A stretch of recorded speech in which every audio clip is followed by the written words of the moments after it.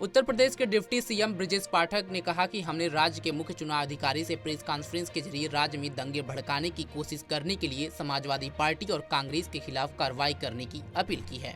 आज हम लोगों ने उत्तर प्रदेश के मुख्य निर्वाचन अधिकारी से ज्ञापन देकर के अपील की है कि उत्तर प्रदेश में समाजवादी पार्टी कांग्रेस ने जिस ढंग से प्रेस कॉन्फ्रेंस करके जिले जिले उत्पाती तत्वों को, उपद्रवी तत्वों को इकट्ठा होकर के दंगा कराने की साजिश रची है, उसके बारे में हमने कहा है कि एहतियाती कदम उठाए जाएं। और कांग्रेस और समाजवादी पार्टी ने जिस ढंग से लोगों को उकसाया है अपनी प्रेस कॉन्फ्रेंस करके, इसकी पूरी जांच कराई जाए और उपद्रव और दंगा न होने दिया जाए। मतगणना शांतिपूर्वक हो। भारतीय जनता पार्टी का प्रतिनिधिमंडल आदरणीय अध्यक्ष जी के नेतृत्व में, हमारे उप मुख्यमंत्री आदरणीय केशव जी के नेतृत्व में, हमारे चुनाव संचालन समिति के अध्यक्ष आदरणीय स्वतंत्र जी के नेतृत्व में और हमारे जो व्यवस्था के प्रमुख है आदरणीय जेपीएस राठौर जी के साथ हम सब आए हैं। और हम लोगों ने निर्वाचन आयोग से अपील की है कि निष्पक्ष मतगणना शांतिपूर्वक संपन्न हो, उपद्रवी तत्वों पर, दंगाई तत्वों पर कड़ाई से लगाम लगाई जाए। आगामी लोकसभा चुनाव नतीजों पर हरियाणा के सीएम नायब सिंह सैनी ने कहा, चुनाव आयोग ने सभी तैयारियां पूरी कर ली हैं। मोदी सरकार पिछले 10 सालों में लोगों की उम्मीदों पर खरी उतरी है, सिर्फ घोषणा बाकी है। देश ने पीएम मोदी को एक तरफा बहुमत दिया है। सारी व्यवस्थाएं चुनाव आयोग ने पूरी की हैं और कल मतगणना है। कल देश का जो व्यू आ रहा है और मोदी जी के जो कार्य है, मोदी जी ने जो काम किए हैं 10 वर्षों में, वो लोगों के अपेक्षाओं के ऊपर ईमानदारी से मोदी सरकार खरा उतरी है और उसका परिणाम कल देश जब 400 पार सीटें मोदी जी को देगा तो उनके कार्यों के ऊपर मोहर है।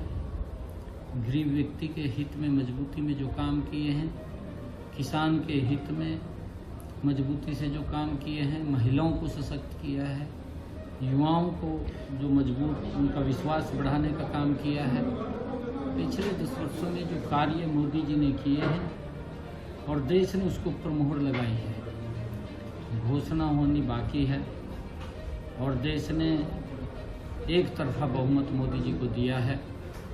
आने वाले समय के अंदर उनके नेतृत्व में ये भारत और मजबूती से आगे बढ़े और सशक्त हो, उसके लिए 2000 के कल जो रिजल्ट होंगे वो एक तरफा मोदी जी को तीसरी बार इस देश की बागडोर सौंपने वाले हैं।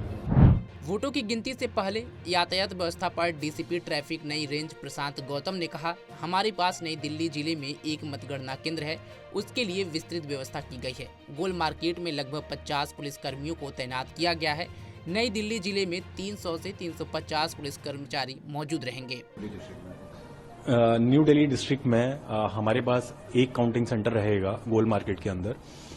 उसके एलोबरेट अरेंजमेंट्स हम लोगों ने ऑलरेडी निकाल रखे हैं। करीब करीब वहां पर ट्रैफिक का स्टाफ गोल मार्केट के आसपास 50 के आसपास का स्टाफ रहेगा और न्यू दिल्ली डिस्ट्रिक्ट के अंदर करीबन 300-350 का स्टाफ रहेगा डिप्लॉयड, जो ट्रैफिक को रेगुलेट करेगा। ये 300-350 का स्टाफ अदर देन जो गोल मार्केट में हमारा काउंटिंग सेंटर है उसके अलग है।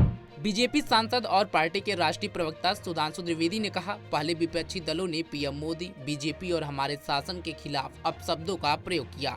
हमने इसे स्वीकार किया, लेकिन अब आप लोकतंत्र पर हमला करते हैं तो हम इसे स्वीकार नहीं करेंगे। पहले हमारे विपक्षी दलों ने, उन्होंने हमारे नेता प्रधानमंत्री श्री नरेंद्र मोदी जी के प्रति अपशब्दों का प्रयोग किया, कोई बात नहीं, हमने स्वीकार किया। भारतीय जनता पार्टी के प्रति करिए, स्वीकार्य है। हमारी सरकार के प्रति करिए, स्वीकार्य है। पर जब आप लोकतंत्र के ऊपर कुठाराघात करने का प्रयास करते हैं और राष्ट्र की गरिमा को धूमिल करने का प्रयास करते हैं तो यह कतई अस्वीकार्य है। इन चुनावों में हमने देखा, हमारा मोदी जी के नेतृत्व में भारतीय जनता पार्टी और एनडीए का एक ही मूल मंत्र रहा, विकास और विकास के आधार पर विश्वास। और विपक्षी दलों का एक ही मूल मंत्र रहा, भ्रम, भ्रम के आधार पर भय। और मैं उसके डिटेल में नहीं जाना चाहता किस प्रकार का दुष्प्रचार किया गया। तो कहीं लोकतंत्र खत्म हो जाएगा, तो कहीं संविधान खत्म हो जाएगा, तो कहीं पर आरक्षण समाप्त हो जाएगा, तो कहीं पर उत्तर दक्षिण में विभाजन करवा दें, और अनेक अनेक प्रकार की अनर्गल, आधारहीन, भड़काऊ बातें की गई।